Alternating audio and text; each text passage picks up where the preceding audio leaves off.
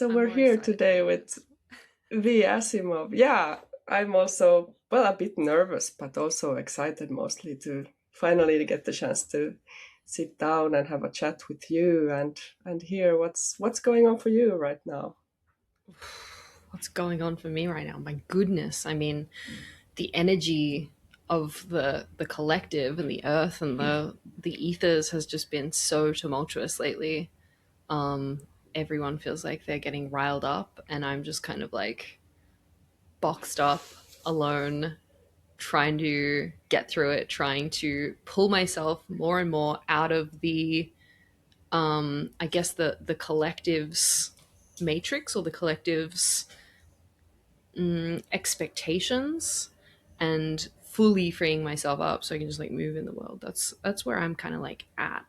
And but it's been messy, it's been ugly. Like I feel like rebirth is an ugly, messy, painful thing that's like no one really wants to look at it in the face, but it's just going to be the way that we have to go, I feel like. Yeah. Yeah, what's your process for like how do you get back into yourself or into from that matrix or those energies and to center kind of?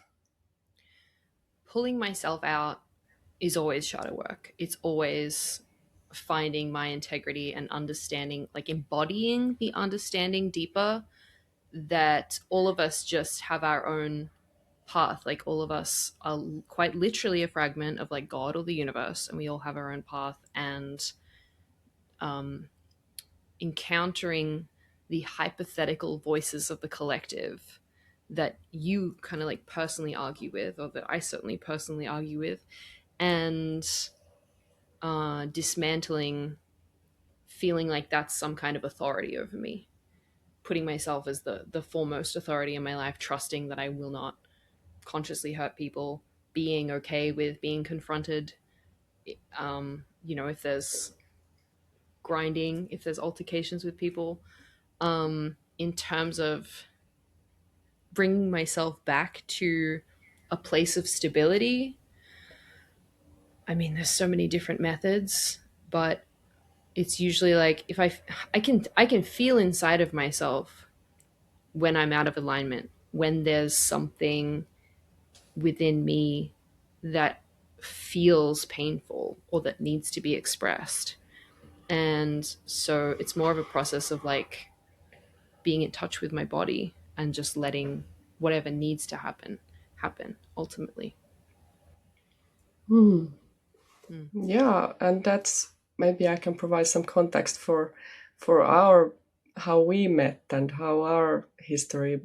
For example, you really helped me to learn that idea to actually express those feelings or energies because I'm a person who tends to be so much in my mind and try to analyze, which is it's fine to have that side too, but I needed to balance it out with that whole getting the body to express it. And so a year ago, I booked a session with you. You're a shadow worker, an existential detective. And then I felt like I had heard you speak on your podcast, The Mystic Mirror.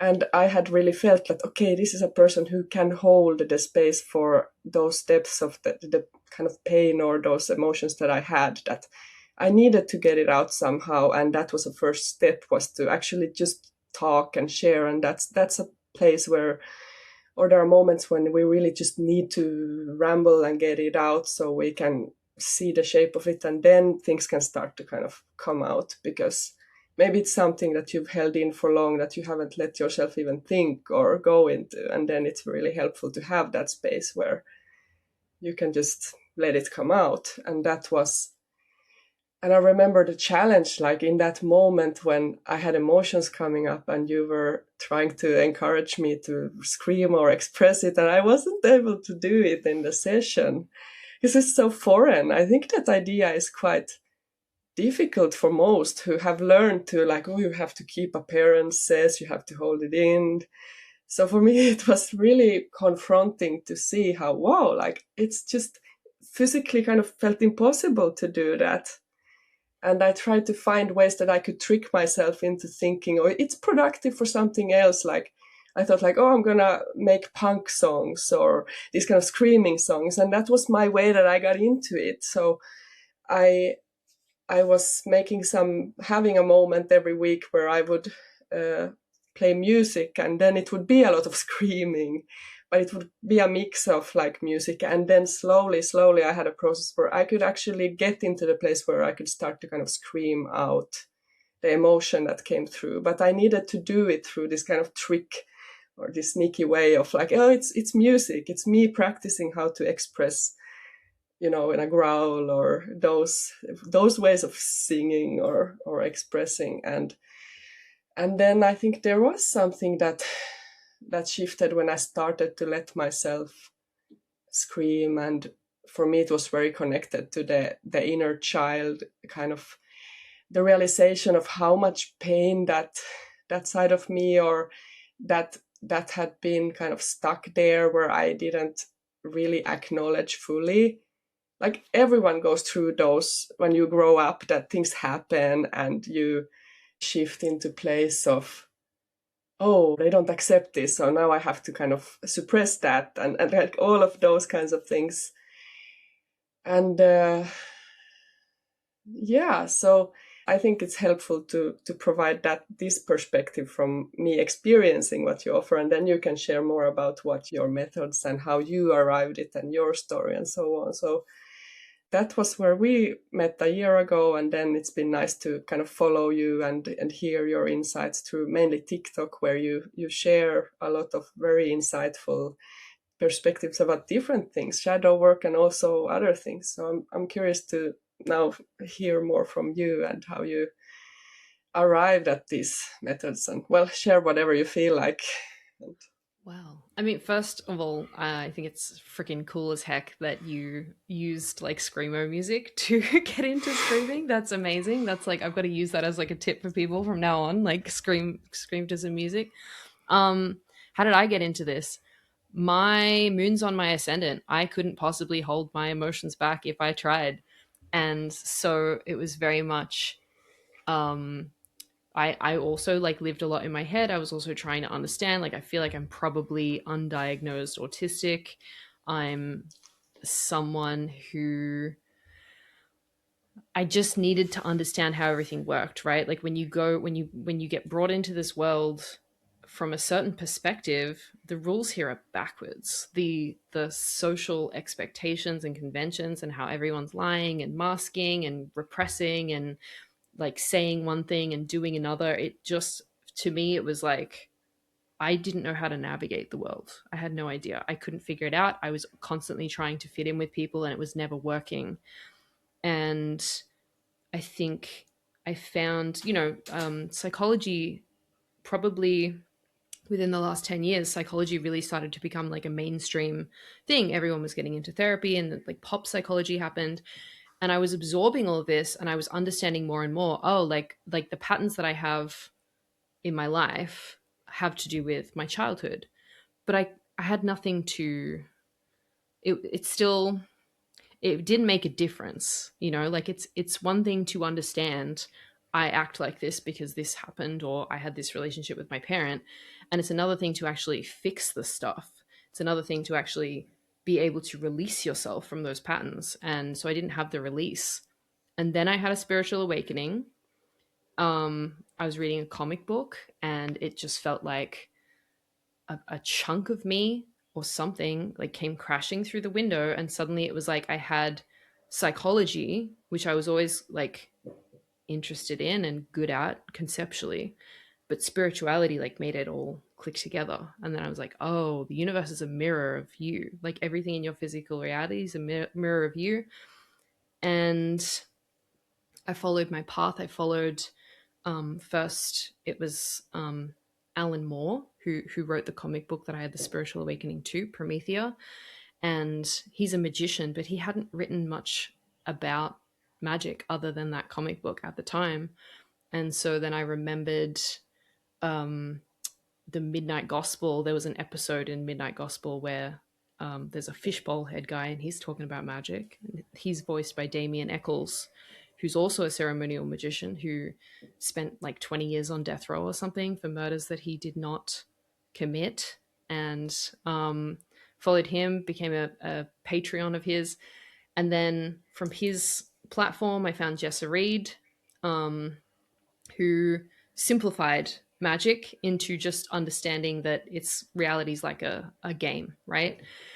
And she also kind of put me more onto the idea of tracking back these patterns and expressing the emotion about it.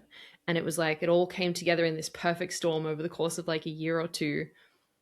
And then I like had it. I just had the concept and I sprinted at it. Like it was like um knowing that it's just like you get triggered from the outside, you track it back to a childhood pattern, you express all the emotion, and you're free from that loop, from that pattern. And so I just did that for like years, like hardcore. Every single little thing in reality that triggered me was a reflection of me. And so I found the thing and undid it. And it's unlocked an amazing skill of being able to reflect and um, kind of like have psychic insights into what other people are also going through. And so it's kind of a balancing act of being able to lead people very precisely into the pattern, but then the kind of trick to the whole thing is whether or not someone's willing to express the emotion, which is like you encountered, and that can be a process in and of itself, like breaking down the barriers and the limitations that we have just around expressing to start with. And that's always where I recommend that people start if they are like emotionally blocked off from themselves, and then you can just go from there. You can run at it. Yeah, and that's expressing the emotion. It can be done in so many ways. Like, if just to offer more like tips, is some kind of creative expression as well, like I used with music, or if you have art, or I realized I have used for most of my life, like for example painting, which is very physical, and I could scratch up wooden boards, and I would like those things as well is a type of expressing. But at the same time, I felt like when I get to the voice of it, like when I could actually start to use my voice more, there's something that opens up in a different way, maybe.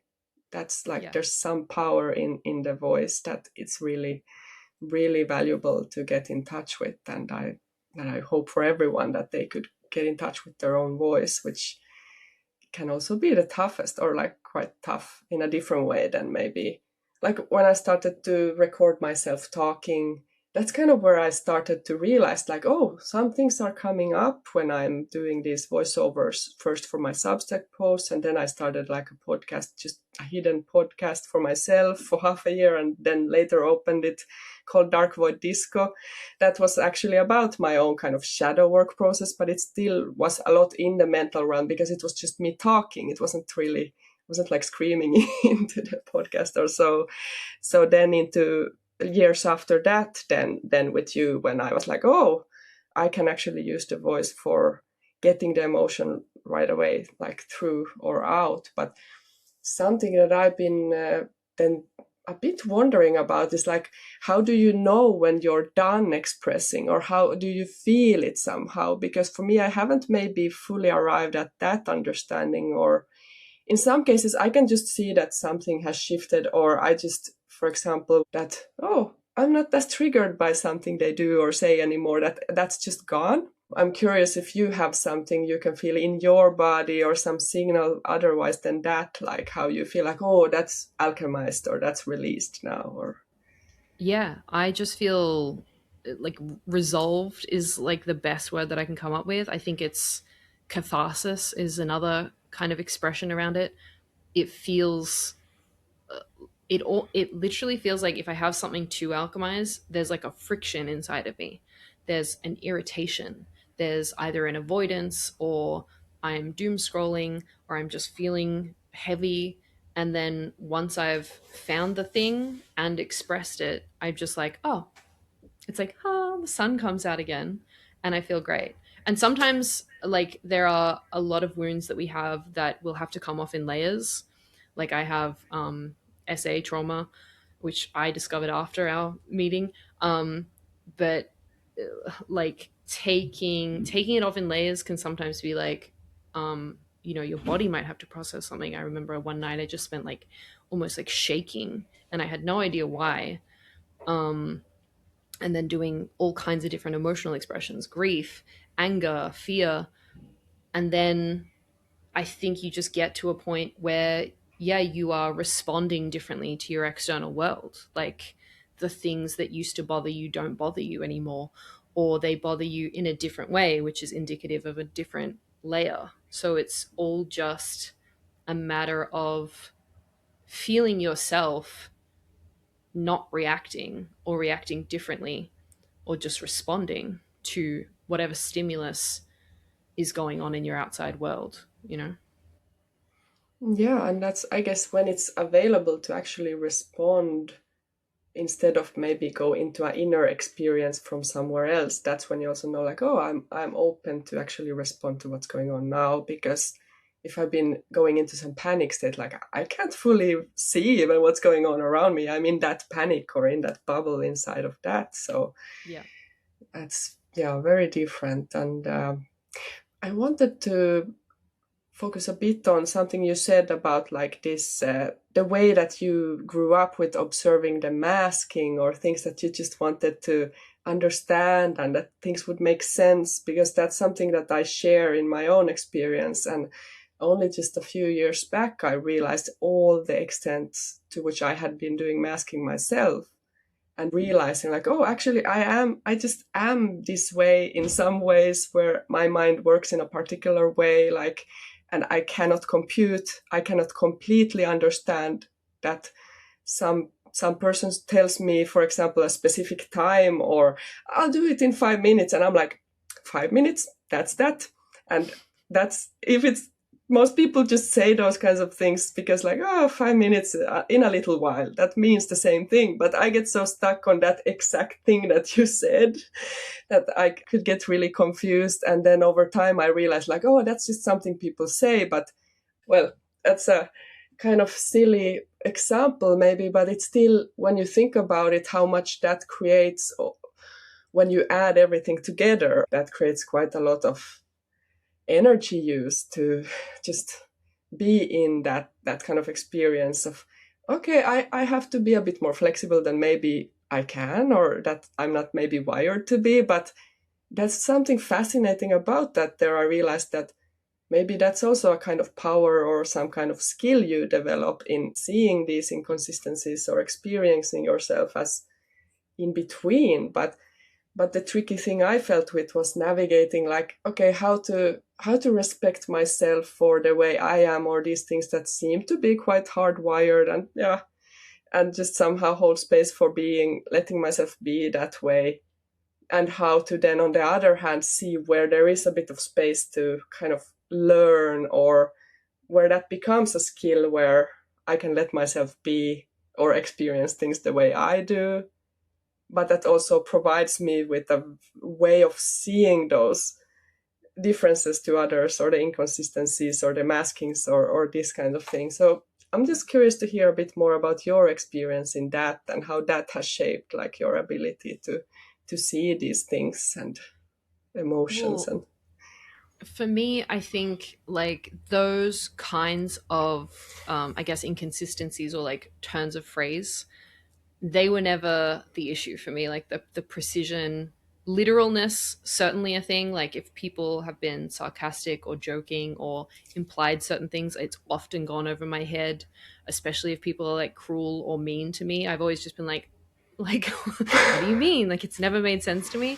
But the thing for me was like how people reacted to me, just asking a question or being upbeat and chipper or looking on the bright side or coming up with a solution, and then just having that like lash out response ah, and just being like, what that happened, like, that just kind of record scratch moment of like, wait, what reality am I operating in? Like what just went wrong? Like the yeah, analysis that my brain has run through a billion times in my head of social situations has given me such a nuanced way of interpreting the world. Like, I see like every single conflict that happens online or in front of me or whatever. It's like I can see everyone's perspectives now because I've analyzed, because I've psychologically understood what mechanisms might be triggered. So I guess in a way it was more like a survival response, like trying to Yeah. understand like how it was that I like why it was that I was triggering people. And I got to the point where I understood it so deeply and I was like, oh, this is just their trauma. And it's actually, spiritually speaking, it's kind of medicinal to trigger people to allow them to self confront whether or not they actually take it and run with it, or whether they regress and repress themselves or lash out or whatever. Like, you get to the point where you kind of just allow. I think that part of this spiritual awakening or the consciousness rising of the collective is kind of a transference of modes of thinking from the neurotypical kind of like surface level.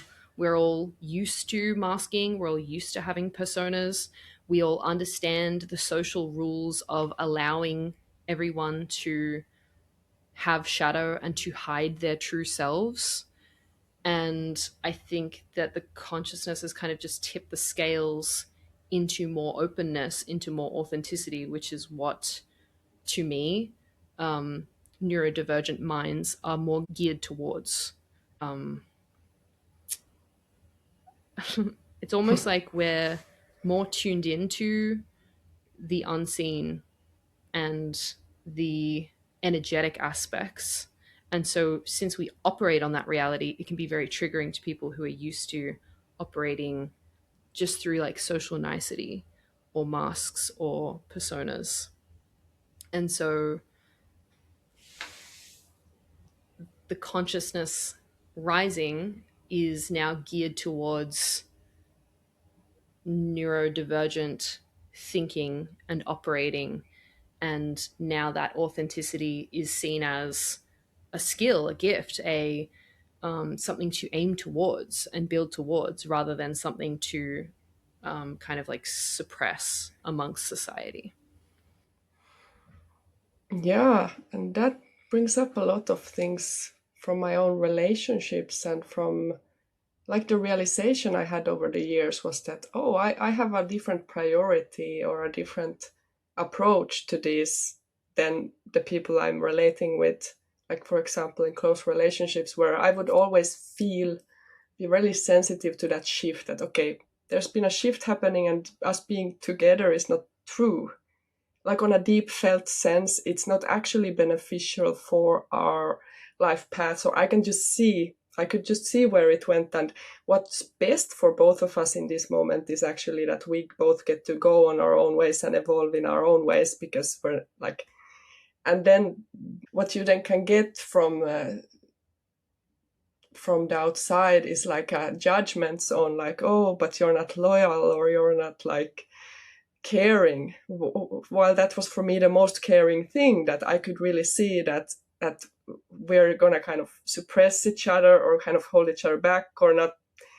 And then when I could feel that, I was like, the kindest thing is to kind of tell that person, or then there's maybe some ways I could have done things more gently, and that's also part of the thing of me just saying things that it is, which is maybe a bit also my type of neurodivergence, that I've realized like I just say things and then someone else can get really hurt, and it's like, oh, I'm not supposed to say that or in that way, and that's been something I had to learn also. And then so that's very interesting that you point that out, and that made me really remember some instances where I was actually just perplexed, and I was able to hold on to that sense that I had, which I'm grateful for, that there can be these stages of people pleasing where we feel what the other person is expecting from us, and we're trying to be that. Because for me, I'm a very fluid personality, kind of open identity center in human design kind of person, if for people who understand that. And I kind of am a person who becomes a bit similar to the people I'm with, or a chameleon type of thing. So there it can be sometimes tricky to navigate that where does it go too far, and where do I feel like, okay, now actually where I should be going, where I can feel that energy pulling me, is in a different place or different direction, and vice versa, that other person should have a right to develop into their own. And there I could really feel that disconnect between what's expected of me, or where I'm expected to kind of just be so happy that you have this relationship and just stay there and focus on like building that, where I was like, but that's nothing to build when it has already shifted into a different place. Or it wasn't something to build, it was more about, is it like a authentic place of relating, or if we keep relating, am I just trying to push myself into like a shape that it's not mine anymore? Mm. So that's one way that I experienced those themes, and have been navigating that.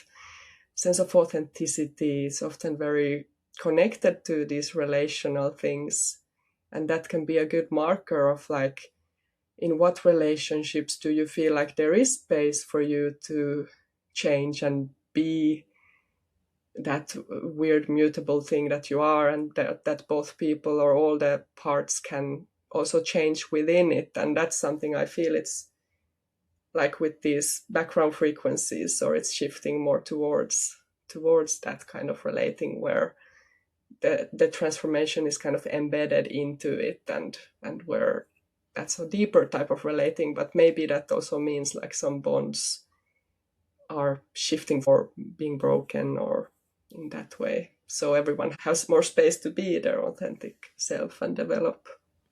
Yeah, yeah, exactly. It is that. It's like I said, it feels like, to me anyway, that we kind of just relate more to people's souls. We relate more to the energy of the thing rather than following the social conventions. You said that, maybe you could say things gentler and things like that, but I'm actually learning to ungentle myself. Mm, I was pushed into gentling myself by my mother my whole life, and like kind of fitting mm. in with everyone else and being mutable and being like kind and empathetic in the ways that had me self-sacrificing my truth, like you said. Um and I think sometimes I hesitate to say this because I really feel like the next age is going to be um more about saying things directly.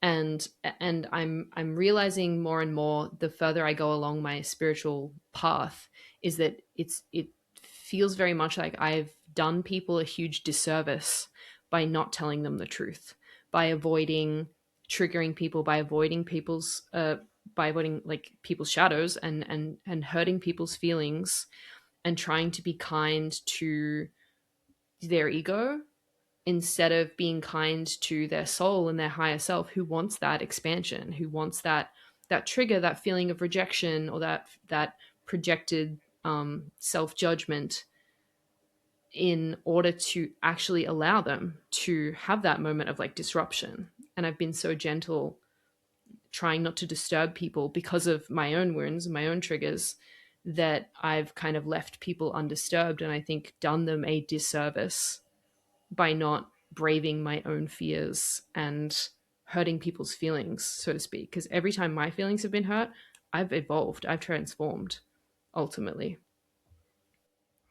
And that's such a good point, and has been part of my process too. I, like a year ago when we spoke, and when I was in the process of really, last summer, I realized the depths of my people pleasing, or like, whoa, I'm just kind of bending all kinds of ways to avoid the confrontation, or avoid having to say things out like honestly. And then that really, yeah, was something I actively was working with, like, okay, how can I now express what I need to express? And then I had to do it over the phone maybe, or I couldn't maybe do it yet like in the presence or in the energies, because that would be so much of still taking on the other person's experience.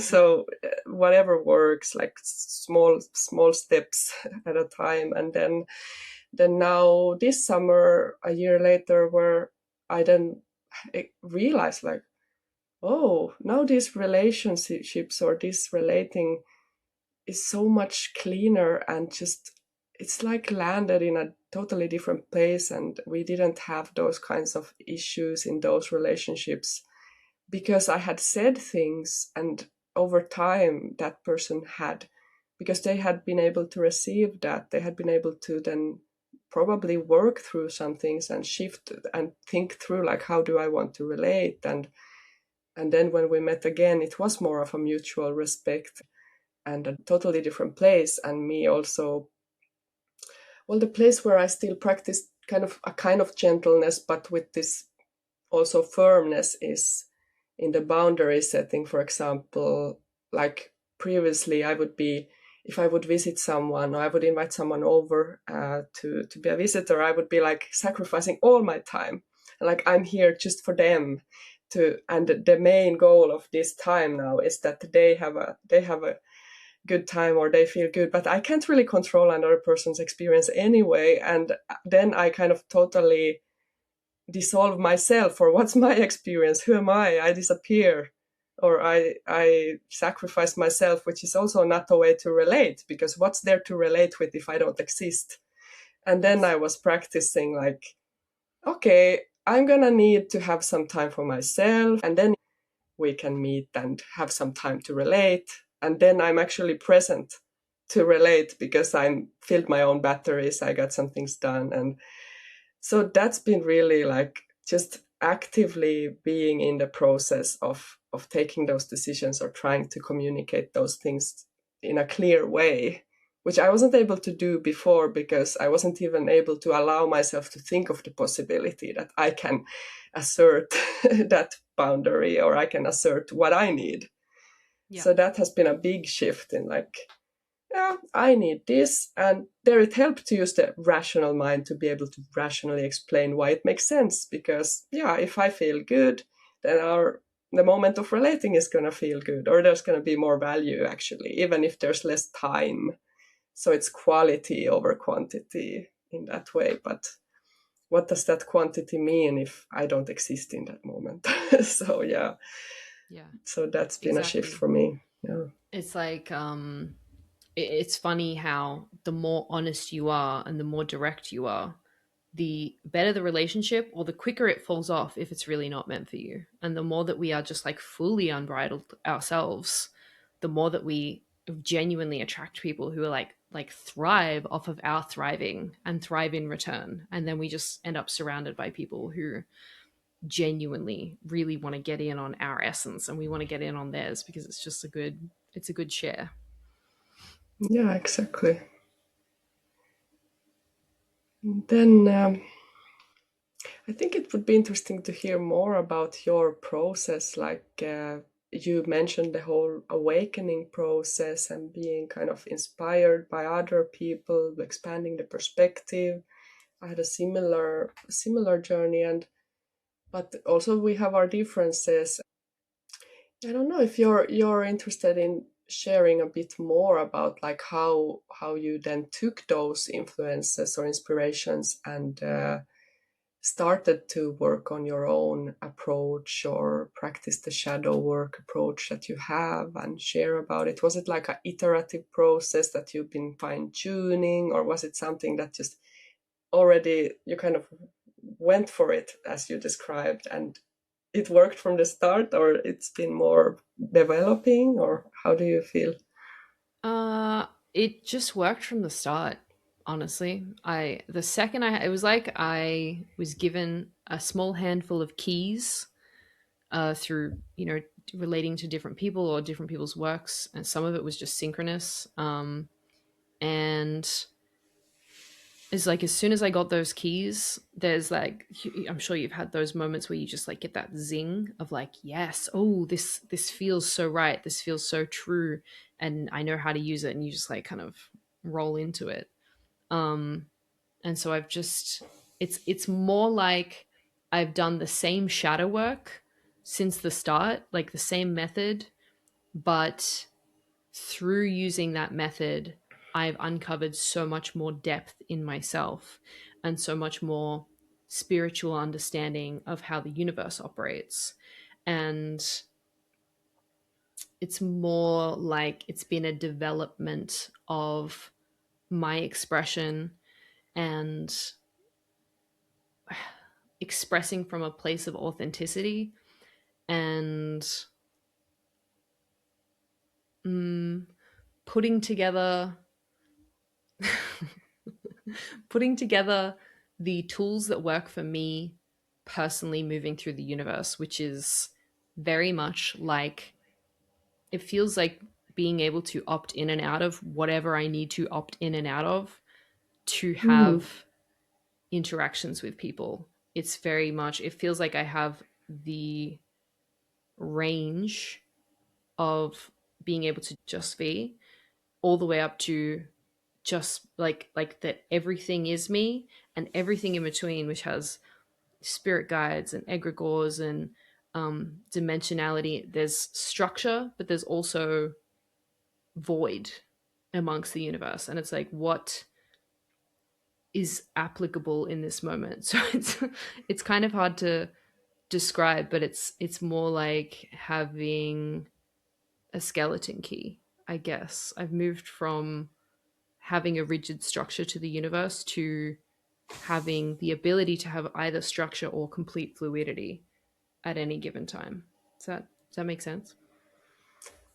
Yeah, I think it does, but these are the things that are really hard to explain or describe, even. And it is a fluid process, and at the same time, it's interesting to. I think it helps, at least me, to have some kind of concept of what would the structure be. What is the universe? Like you expressed this, the concept of us being kind of part of this all, or well, we could continue with that. What is the place where you've kind of landed in your view of the universe, even with all this structure and fluidity? Uh, I'm not sure I have landed. In fact, I feel like I had a very solid structure up until last year. And I had Mm. a relationship with someone who kind of lied to me to get into my life, self professed, was trying to dominate me, self professed, was like they technically sexually assaulted me by flashing me a couple of times. And what I had prior to this relationship was this very solid structure of understanding how the universe works and having this unbridled, unconditional love for everyone that I had, I guess, developed and continued to cultivate through doing my shadow work. And when I encountered this person, it completely shattered Mm. the the unconditional love that I had, which I now refer to as rose-colored glasses, because I couldn't see the predatory nature. I kept making excuses. I kept wanting to see the best in this person. I kept wanting to get on the same page. I kept wanting to try and connect with someone who was actively hurting me and didn't have integrity within the relationship. And it shattered me so badly that it's almost like that's what allows me now to, like, I still have that structure and I still believe it and I still understand it, but it also allows me to like completely opt out of it at any given time and just go completely fluid as well. Um, it was a moment of, it was like I had to heal the fear that I wasn't safe unless I saw everything through the lens of love and safety. Mm.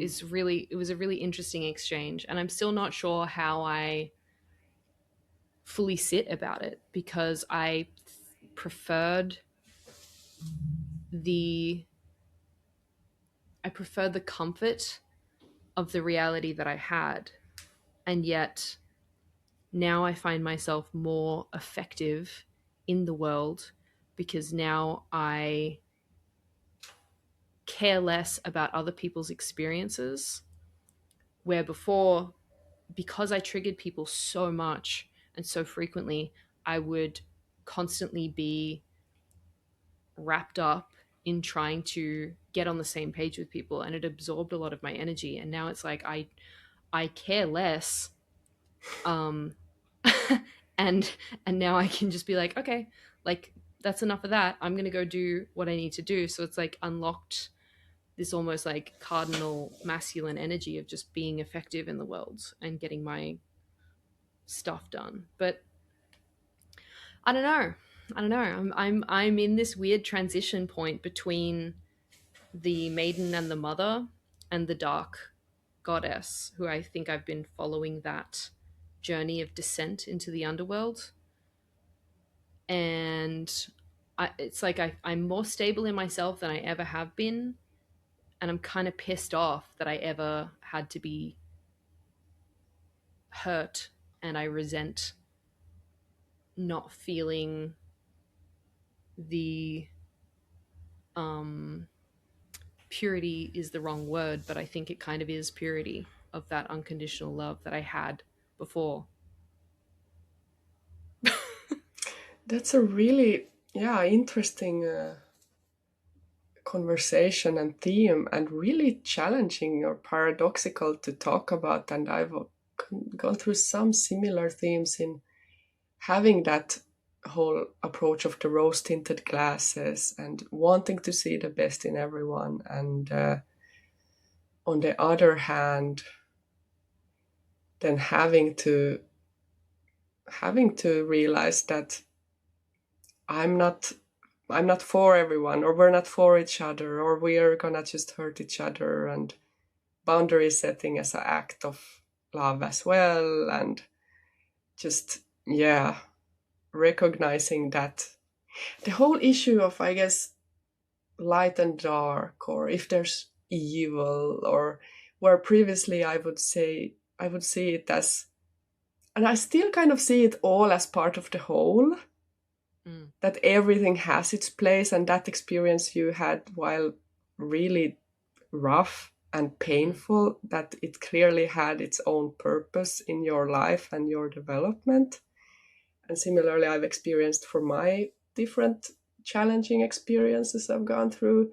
So I can hold that kind of those both sides, but there's also a side that finds it kind of uneasy, or wishes it would be like more like, because unconditional love is kind of enveloping it all. That's something I still kind of believe, but it's also enveloping all the dark sides and everything that we feel is bad or evil from our Exactly. vantage point. It's enveloping everything, and that's really hard to, as a human who's still has this experience in this vulnerable body and wants to feel safe and protected and protecting my children. That's kind of really something that my mind probably can't fully accept or fully make sense of, but I can see it, Mm. see the concept of it, and kind of let it be, but I can't maybe fully embody it or hold it, because my human life needs to have that space of, defending my family, or kind of Yep. letting Yeah. some things, letting myself have my human value system, which is like, no, I think that's wrong, or I think that's Yeah. evil in my view.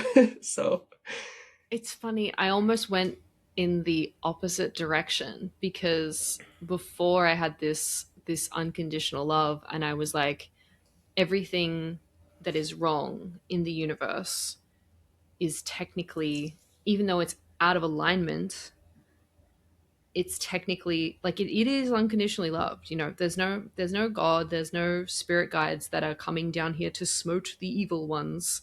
Like, everything just is, existence just is. And the, the concept that I had to grasp was that the unconditional love also involves being eaten, you know, like the gazelle being eaten by the lion, and the, you know, being abused. And it's like you can't be one thing without suffering the other side of the pole. So if I had this delusionalness to myself and this unconditional love and this boundarylessness and this absolute dedication to wanting to connect with everyone, inevitably I was going to continue to face, you know, people who wanted to take advantage of that, people who were the Mm. predator to my prey kind of energy. And Mm.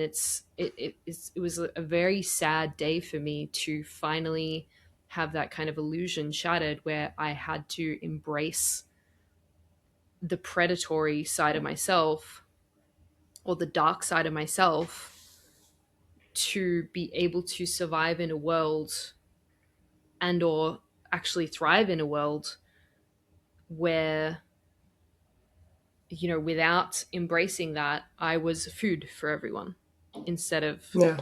an autonomous being, you know. So it's always about having balance ultimately, and embracing the unconditional, like the scariest part for me, the most contentious aspect of all of this has been trying to reconcile the professed unconditional love of our spirit guides or the extraterrestrials, whatever higher aspects of consciousness that we'd like to relate to, and um, trying to figure out how, since unconditional love is this neutral thing, is this thing that allows people to be abused and hurt and all kinds of stuff and eaten, like what's their version of unconditional love? Is it actually lovingness, how we relate to it, or is it just acceptance and neutralness that is being brought in? Because I've had a lot of experiences with kind of mystical moments where I've felt this kind of light, loving energy, but I've also seen the darkest faces of the universe in other mystical moments. And I still, I feel like I'm kind of as though I've spun a spinning top and it's starting to wobble. Like it's going to settle eventually, but I haven't quite got Yeah. there yet. Yeah. It's an ongoing process, and interesting. There's many similarities in what I've been contemplating, and also maybe accepted for now that maybe I'm not going to land anywhere right now. It's just, yeah, part of the process. And but what I felt was, previously I had more connection with also some kind of spirit guides or different forms, or and it was very clear to me that they were like their own beings with their own agendas or their own perspectives. And then I started to connect more with like that universal energy or source, and that always, that felt to me that that is like the extremist, neutralist, most just accepting. And you can feel that kind of love energy, but it is that weird for a human to grasp, with the, that's just, yeah, the kind of love that just accepts all, like really all. And therefore I realized it was a lot up to me, like if I would go up there or deeper there or wherever it is. We often conceptualize it like it's the highest power, but maybe it's the deepest or whatever. So when I would go there, and I realized like I would have conversations with this source or the energy of life, or I call it the creative force. And uh, and and it was so much just like going along with me or where I was going. And it's nothing that tells me you have to do that, or that's something different. And that can feel tough if you have a concept of kind of like a receiving divine guidance or like a god that would help you see the way. But here it's actually like the way is that you have so the respect for your life, that you have full autonomy, which is you have full autonomy to experience all sides. to be an asshole or to be like, and that's the whole essence of that type of accepting love. It's like, yeah, like go for it.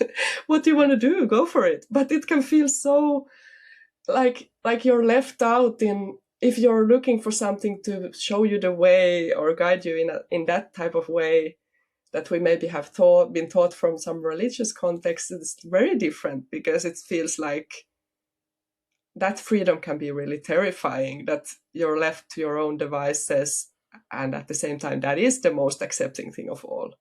And Yeah. to work with that, and then I still felt like when I had some experiences that I wanted to get an overview on or clarity on, I could always go to that place of that creative force or that source energy, and I could actually just ask like, hey, can you or whatever you well, it's easier for me to say you to it to have some relationship, but it's like everything. But anyway, I could like ask, oh, can you show me the like an overview of this day, but from an outside perspective, so I can see like my actions and understand from different views. And that would really help me. And I would see overviews of, oh, today you acted in that way and you had like angry outburst 5 times, and I could see it more objectively. And on some level that helped me, but it's not helping in the way that I'm going to let you know what to do. It's more like getting into that space or being attuned to that neutral, accepting perspective and being in that energy. And that's very different than what we in our human lives. And I don't think we're meant to be in that energy all the time. We can sometimes go and have a bit of a higher perspective. But me personally, at least me, who is like, I feel like my purpose is to be a bit in the thick of things or in interacting with humans here. And then I can have some overview too, but that's not where I'm meant to be all the time. So for me, I've landed somewhere in that acceptance of like, I can use that perspective as a tool sometimes, but I can't.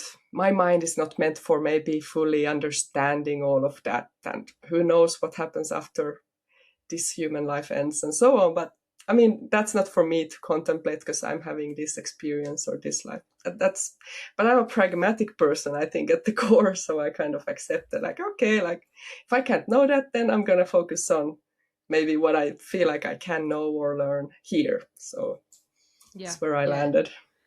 Yeah. It was very, it can be very destabilizing if you don't feel like 100% secure in yourself. And I think that's something that we really waver in and out of as humans, Yeah. as, people who didn't necessarily have the most secure upbringings, didn't, have been indoctrinated with self-depreciating voices and things like that. It can be very destabilizing to feel like you're the one who's piloting the boat, and it can be helpful to to like lean on, the concept of archetypes or spirit guides or egregores or whatever you like to feed you the guidance. And I think that that's kind of an aspect of the spiritual evolution as well, is like understanding that, well, I would refer to it as like being a shapeshifter, being able to move Mm.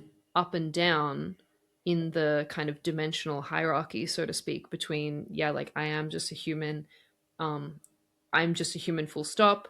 I'm a human and there's spirit guides, there's ETs.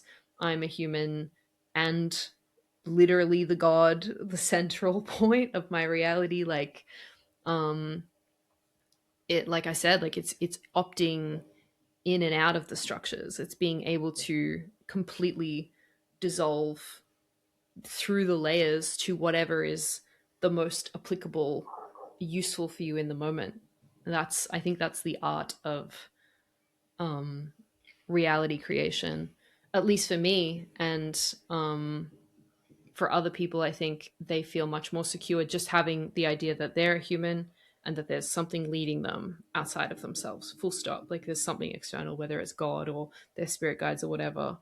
And then, other people still will remain in that, like, I'm human and there is nothing else to reality, because that's too Mm. confronting. And for me, it was too confronting to not have the spiritual aspect. Like, I used to refer to the human experience as monkeys on a space rock, and it was depressing.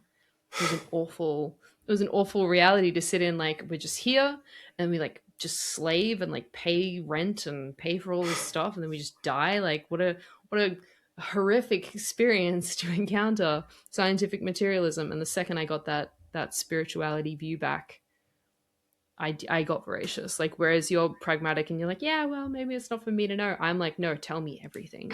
Like explode my brain. I will be dissolved 1,000 times by the night, ending, because I need to know more.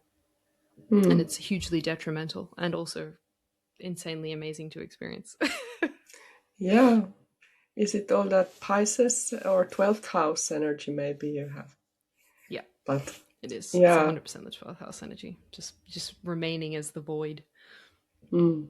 Yeah. That's something I needed to come to terms with in myself, is actually my practical or more pragmatic stance, that I liked to have an image of myself as a seeker, or who's just curious about learning anything and exploring everything. But somewhere I realized, like, actually, I don't feel like I need to know everything. I feel like I want to know the things that I feel pulled to know or explore, and I'm going to focus there. And there is still quite a lot of focus to my approach of what I go into, what I look into. And well, my process was maybe also shaped by an experience I had over this last year, where when I was in a state of trying to take in like everything from all kinds of sources, all kinds of perspectives, different views on reality, I was terrified. I was in this state where I was almost not able to act because I was just paranoid and experiencing this fear. Like, what if there are these creatures that can like jump between the dimensions, and they could come and just jump into, or like these kinds of weird stuff, because I was really looking into weird for some, weird for not for others maybe, but those kinds of things, or paranormal research, or in the type of things that are written in a certain way that can leave you kind of alarmed and feel like whatever exists in a non-physical world is terrifying. And I had to Yeah. sit down and be like, this is not actually productive. I'm gonna exist in my life just terrified. No, no. So I'm gonna shut that door. I'm gonna just unsubscribe from everything. Like you said, opt out from all of the things that make me have a very fear-based perspective. That was my process. Like, I was really observing my reactions, observing where is my mind going when I take in this thing. I'm getting fearful or I'm getting angry. It's like, no, opt out. Not that it's wrong. Maybe sometimes it's good to learn something that makes you angry. So you're like, oh, I want to change that. Or I'm not saying it's all bad. But in some cases, for me, it was just like putting me into a very negative place.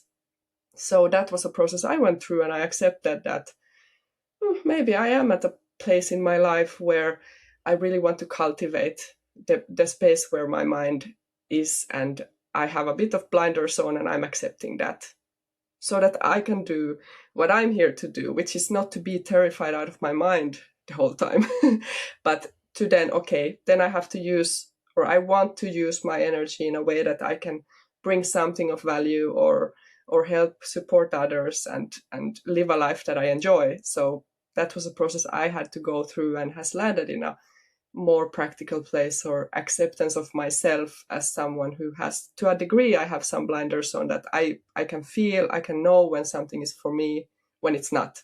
And I don't have to know everything, because everything is not for me.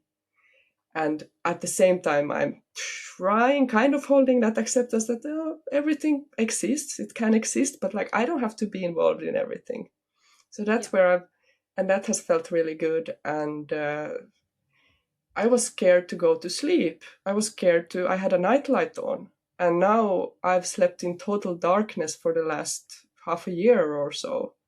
So that shift, it's just that sense of just having some inner sense of, or cultivating that sense of, I know whatever could happen, you can't control everything, but I have some sense of safety I arrived at in myself, and that I really treasure.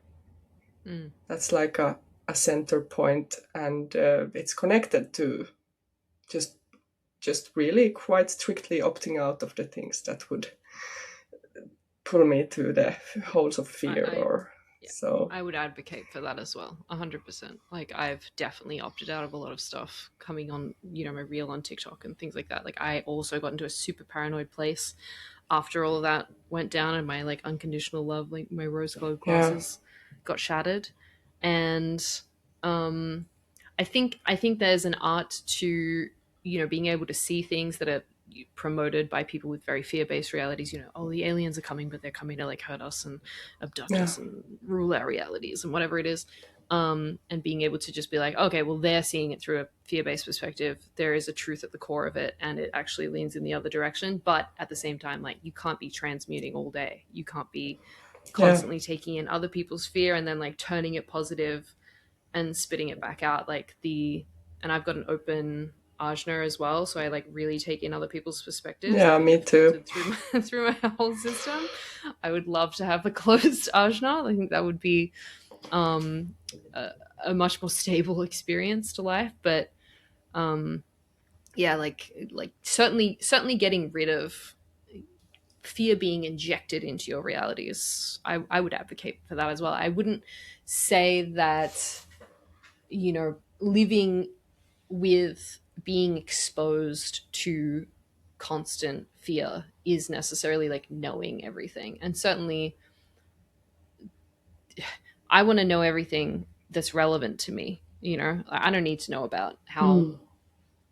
spaceship engines work or whatever, like science, mechanical kind of based things. I just want to know everything universal, spiritual, I guess. I want to experience more. But I feel like I've been um, locked out from, I don't know, I guess like astral traveling or lucid dreaming, or Mm. I could sit and meditate for an hour and still be staring at the back of my eyelids. um I access the universe in certain ways, and I crave the other ways as well. I kind of want all masteries, I guess, is what I would say. But yeah, it is my 12th house energy. It is my relentless pursuit of the unseen and just wanting to experience more and understand more that drives me towards it. And it certainly isn't a productive lifestyle, and having to build something in the physical means coming down from that, and putting the exploration in a box for a while, or kind of sitting more in a practical standpoint. And you've got kids as well, like you want to be grounded for them.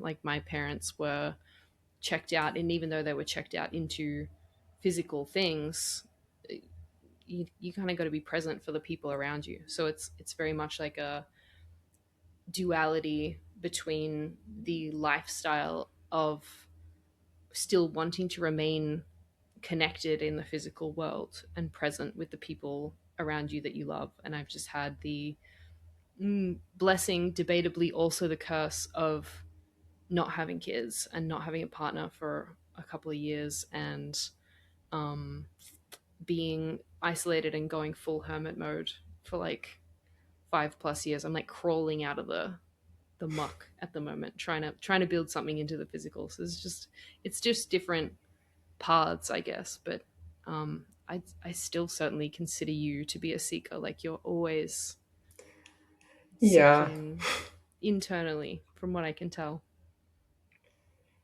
yeah. Maybe it's more like that I'm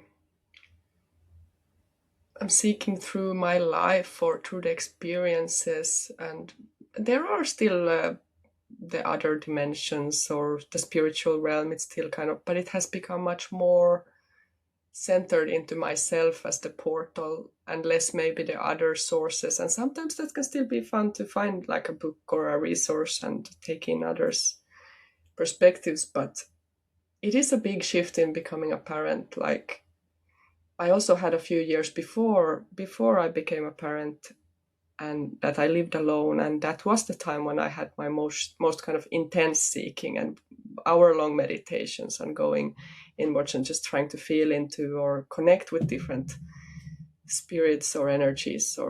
And that was really also kind of a beautiful time and valuable in its own right. And after a lifetime of in my life when I had also come to similarly that you described that place where life is just paying the bills and being a responsible adult and trudging through the day and nothing else, not now, no magic, nothing exists anymore. It's like, then I was also kind of slept awake by a dream that I had.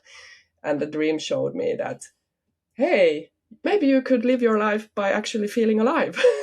And in that dream, I felt more alive than in my like daily existence. It's like, oh shit, I have to shift things around. And then that resulted in me then being alone for a few years to kind of get back to myself and go into like, what if there is magic? What if there is something that's not just the boring layer of, and that process led to understanding that this boring layer can also be magical, but that's its own process. And so I think there's, everyone has their own journeys or everyone has their own roles or purposes, and it's up to you, to everyone, to kind of feel into that themselves or connect with that sense. And while I was in my journey of looking inwards, in the end, I started to kind of feel that something was pushing me out of that way of being.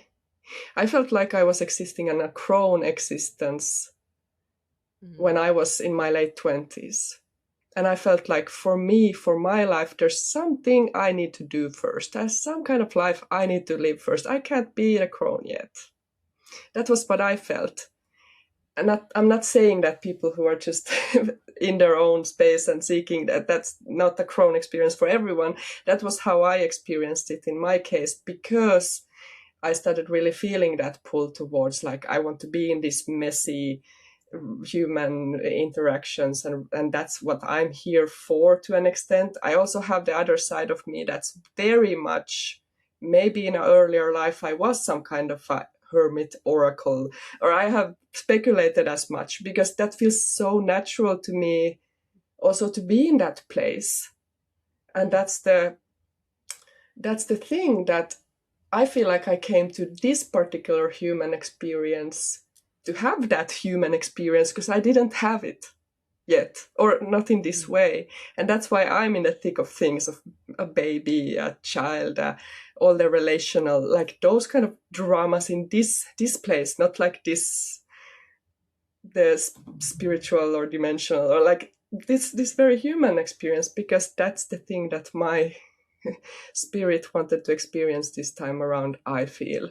And the thing that it creates for me is a huge conflict of, on the other hand, I'm like, I want to just delve deep into, for example, this podcast, like speculating and seeking and learning about these more woo things or out there, while at the same time I'm constantly being pulled back, like, okay, come back here, be with your kids, and like, and just, it has been actually challenging at times to find the joy in that when I have some kind of natural inclination to go out there.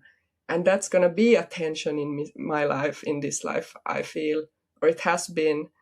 And I'm starting to be able to dance between those opposites of, how can I have this very mundane kind of human life and also have that side of me, or that tendency to going beyond it, and at some places I've seen that it has also created a way of actually taking that spirit into the human life, or seeing how that is like, hey, there's a lot of magical stuff here, but it's so much about shifting the perspective, because that's another case where we get, in a way, brainwashed into, oh, parenting is so hard and so tough, you use so much effort and energy, and if you get into those states or thinking that way, everything is going to feel like a huge, like just an obstacle, or that child is just going to feel like it's in the way to doing something else. And it's natural to fall into those or experience those different emotions or states, but there's also a range where it's possible to challenge or question, like, okay, where did I get that story? Does it have to be that way? And maybe in some ways my kids are my teachers, or a part of also teaching these very spiritual things, but in a different way than maybe reading the Corpus Hermeticum or whatever, like these kind Yeah. of things. So that's Yeah. I feel like I've had so many experiences in life, and I used to live almost every day like this, where I would be kind of internally exploring whilst living, and the answers would come either as kind of downloads or just like synchronicities. Like I remember one time I mm, was cooking and I asked a question and a spoon fell, and I knew that was a no. Like ah, it is that blending, the magic of synchronicity into the physical world that to me also feels the best. Like out of all yeah, the experiences I have, it's sitting in those moments of, I guess it's the I am presence. It's probably the alpha brain state and just moving with flow and reality. I think that sounds like a good path into that. I suppose, or like an avenue into blending both worlds for sure. yeah. And that was something I learned in Gene Keys, like this whole approach of contemplation, which is kind of a middle way between meditation and concentration, where it's like you don't have to get out of your mind, you don't have to get so fully focused on something, but you can just kind of let things flow or evolve on its own while you're in your daily life and just doing, living, and having something in the background, and then something will naturally kind of appear, or synchronicities will show the way. And that's also been a key for me. Like you spoke about keys before, and maybe that was one key that I found during the last year that helped me reconcile a bit of those sides of the mundane or the family life with this seeker side, that like, oh, maybe this avenue that I experience, that is a central theme in my life, that is my the stage or the space where I explore, and those things can also appear, or the Yeah. spirit can speak through family life through. And that was Mm. really valuable to get that perspective, to activate that kind of lens in my life, in the situation I have. So yeah. I have a question for you.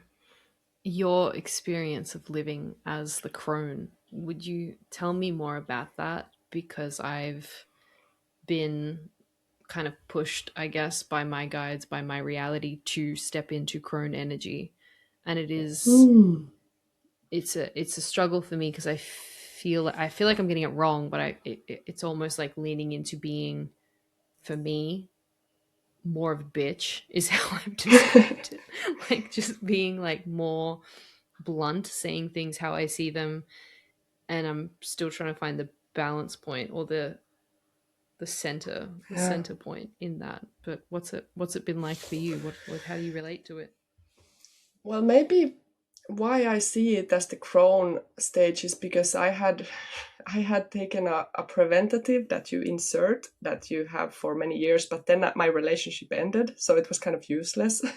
But I still had it inserted, and that meant that there was an aspect of me that shut down, that wasn't in the focus, or my energy wouldn't go to those things in that time period. And instead it felt like more and more of the energy went towards that kind of exploration, or inner world explorations or introspections. And the relating happened through me walking in the woods, and I felt like a very strong sense of relating with the trees, the land, the forest, and just in myself as the portal to, and with spirits of the kind of maybe more of that fairy dimension, or kind of feeling the spirits of the land and interacting with them, and doing simple actions like every time I would go to the forest, if it was an area where people walked, I would always pick up all the trash that I saw and just kind of nurture or take care of that area or the land, and could really feel like the relationship through those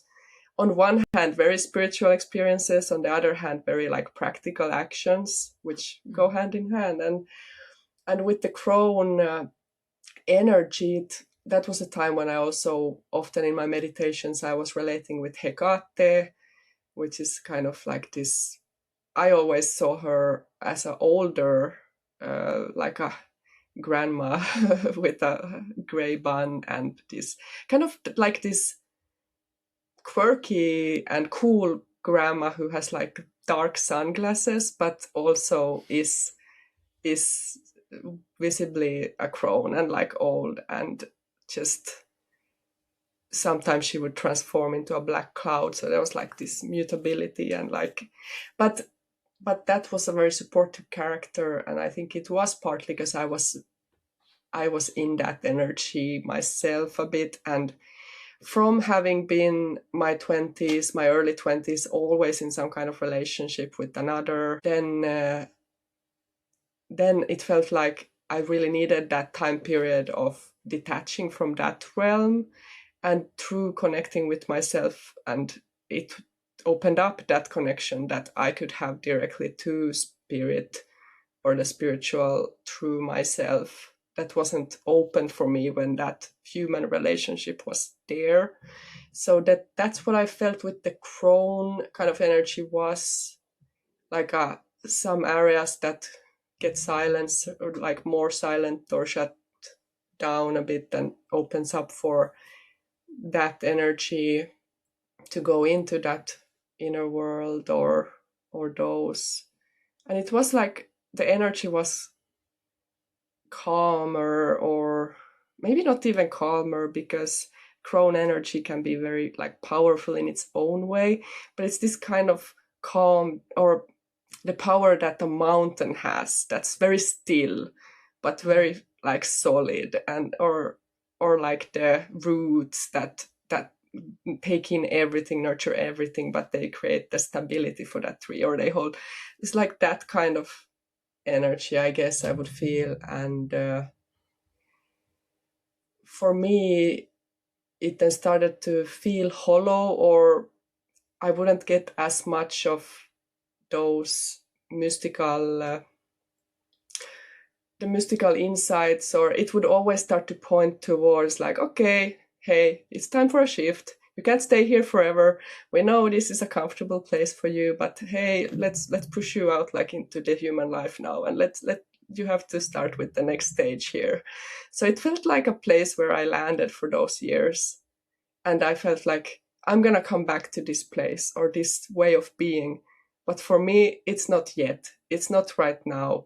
And maybe in other human lives or in your path, maybe it is a place where you're landing now, or for a longer time.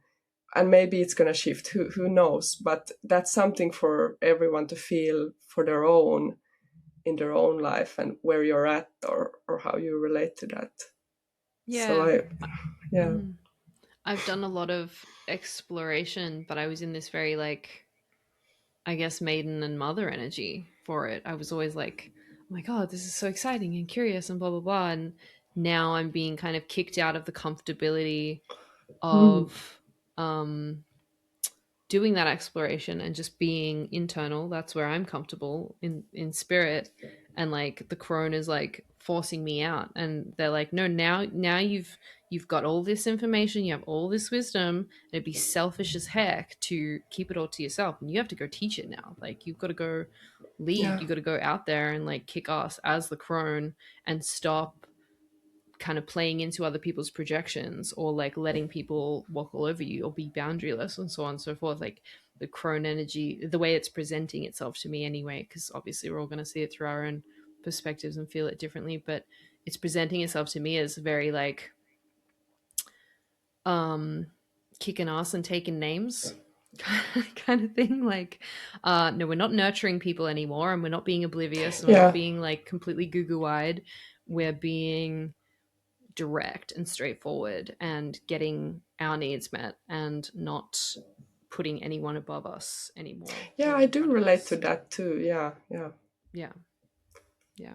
That was an element for me too, because I had been kind of still kind of people pleasing or masking so much in all these relationship, and that was a space to land, like whatever, like now I'm me and who am I, and like not taking any shit or like that way. Yeah, unapologetically kind of just Yeah. getting pushed to speak my truth or even know my truth first. Having presence for sure. Yeah. Yeah. Mm. Yeah. It's so wonderful to talk to you. So I'm glad we got to meet. And then you have also this course that you have developed that, Yeah, yeah.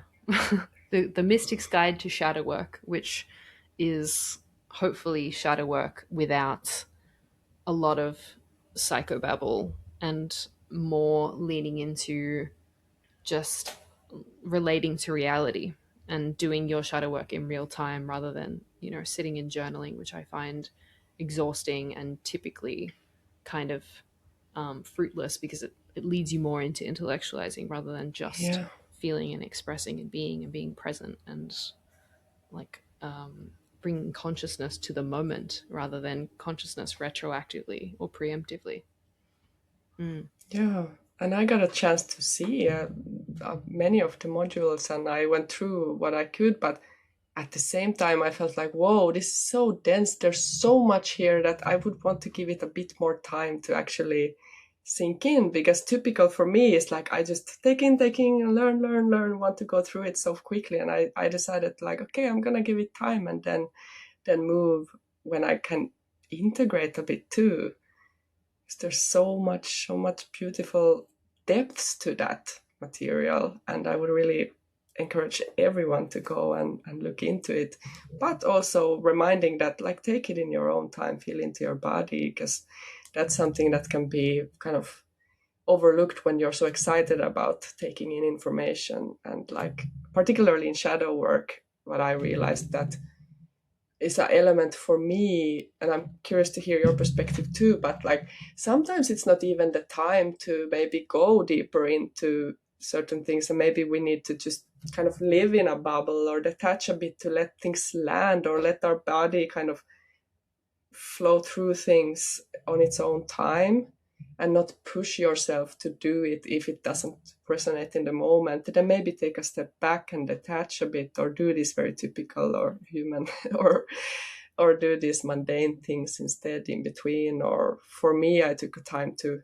in the evenings I would just watch some movies now, because I just needed to do something like this, more light and kind of silly and shallow, as a counterpoint to having gone much deeper and more processed things. And yeah, so what would you encourage, like a approach to go into this, and like as tips for people who are new to shadow work, like what would you tell them?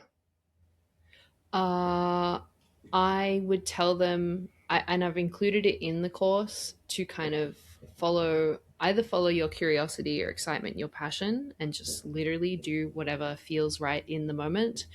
Or there's Bashar's formula, which I've put a whole module about in the course because I feel like shadow work is a very introspective thing. It's us retreating inwards, and that's a very feminine energy, and you also need the counterbalance of the cardinal energy of moving outwards and pursuing things in the real world, and the physical world, and kind of like also having the active. I did Yeah.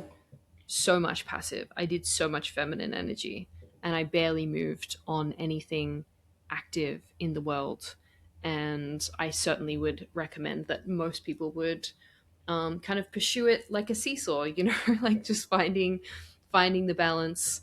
I wouldn't like I'm someone who I couldn't force myself to learn things or do things that felt like a task and felt like a chore. So if there's any resistance for me, unless it's like a negative belief where I'm making myself anxious about something instead of just, not feeling like doing it, It's like always follow whatever lights you up moment to moment. And in terms of like beginners to shadow work, just start thinking of reality as a reflection of yourself. So whatever it is that gets churned up in you is a response to an aspect of you. We just externalize it. We just project it.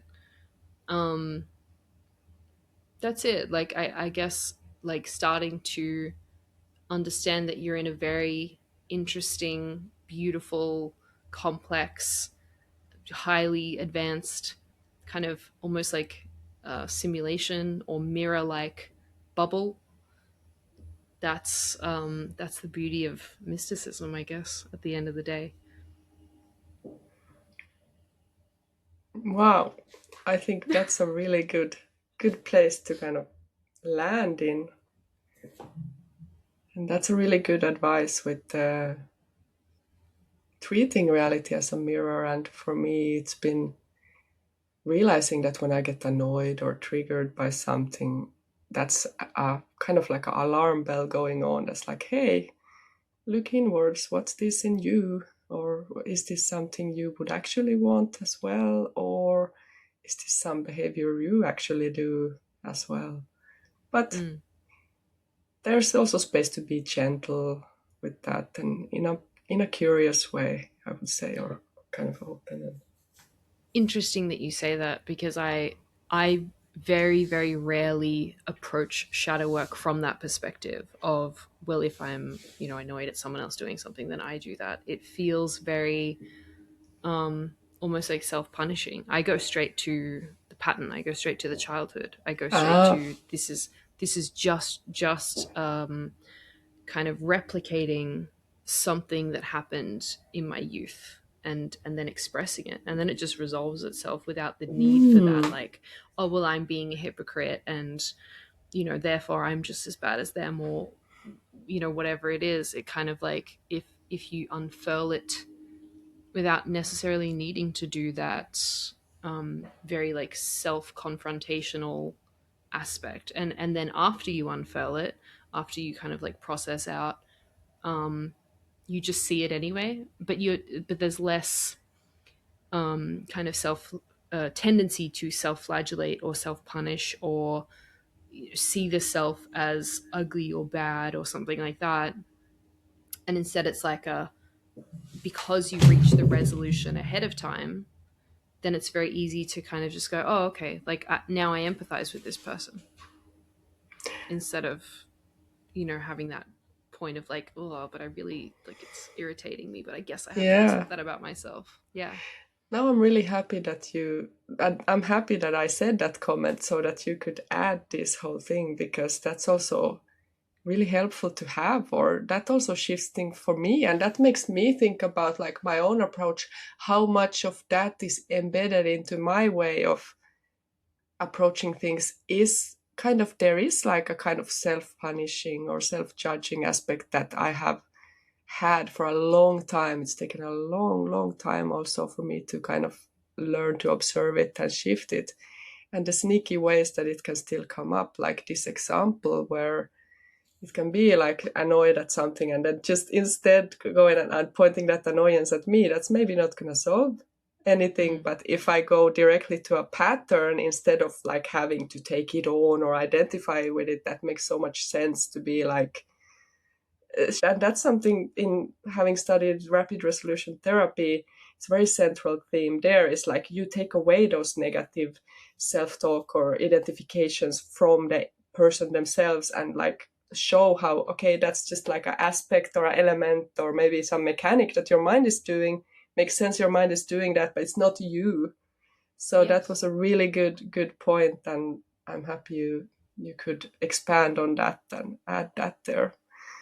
Yeah. Yeah. I think that's what makes shadow work so heavy for so many people, is both the lack of emotional expression and the fact that they're kind of just having to identify with all of these villains in their reality. It's almost, I don't want to say bypassing, but it's almost like a, you're forcing yourself to do something that your gut and your instinct and your energy and your emotions are just rejecting, kicking back against. And if we can just slip straight into Mm. the childhood and just find the empathy for yourself, then the empathy comes for the other person naturally. So if there's anything I can do for this world, it's make shadow work less heavy and less arduous and more like an instant hack for self liberation and making reality more fluid and seamless, and moving through it feel less like friction with people or self. Yeah. And you're doing it. So well done. Thank you. And keep doing it. It's gorgeous. Thanks. Yeah, So, I've got to find more ways to put myself out there. At the moment, I think I need another podcast. I need more avenues. Mm. yeah, I'd love to hear it. I was so listening to all the episodes in the last one. So let me know when it life falls into that shape that it. I'll find another podcast partner eventually. Mm. And where can people find you if they want to work with you or take part in your insights in other ways? Yeah. So I've got my course on my website. I do one-on-one sessions. I have a kind of like an underworld deep dive where we can work together for a month. We do 4 sessions, one a week, and I do like live chat support where we can like really just get it. You know what I mean? Like, and I've given a big warning that this is a full dismantling of the old self, that it could be disruptive for life potentially. And I've got my TikTok. I do absolutely nothing on Instagram because I hate it. And then I'll be running some real life in the physical, in the flesh sessions locally to myself. And I live in Melbourne. So if you live in Melbourne and you're listening, I will be running some of those sessions soon in Belgrave. Oh, cool. Yeah. So, thanks so much. Thank you. Thank you for having me. It was a great chat. Yeah. And maybe we'll talk soon, another time. Yeah, I hope so. Thank you.